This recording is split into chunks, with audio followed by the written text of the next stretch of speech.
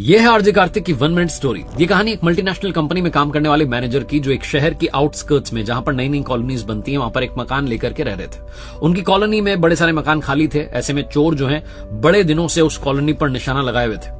एक दिन 4 चोरों का एक ग्रुप आकर के उस मकान के पीछे, जो मैनेजर का मकान था, वहां आकर के छुप करके बैठ गया, ये देखने के लिए कि मैनेजर का रूटीन क्या है, परिवार में कौन कौन है, कब सोते हैं, कब चोरी करना आसान रहेगा।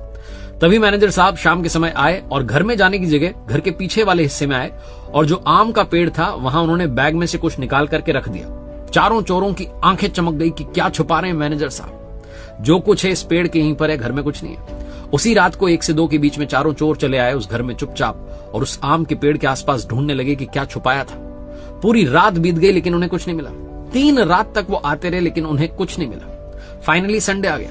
संडे के दिन थक हार करके वो कपड़े बदल करके बिल्कुल डोर टू डोर मार्केटिंग वाले बन करके पहुंच गए मैनेजर के घर। चाय नाश्ते पर बात चल रही थी, तभी एक चोर बोला कि साहब सच बताएं तो हम चोर हैं और हम समझ नहीं पा रहे हैं, 3 रात काली कर ली, समझ ही नहीं आ रहा है कि आप क्या आकर के रोज शाम में वहां छुपाते हैं पेड़ के यहाँ पर।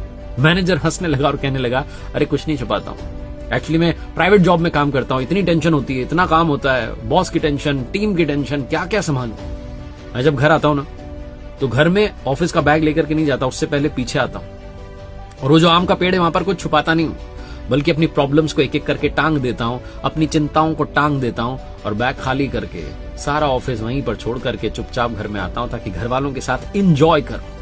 अगली सुबह जब जाता हूं तो फिर से जो काम की टेंशन होती है वो लेकर के निकल जाता हूं, बाकी वहीं टंगी रहने देता हूं। चारों चोर शर्मिंदा होकर चले गए।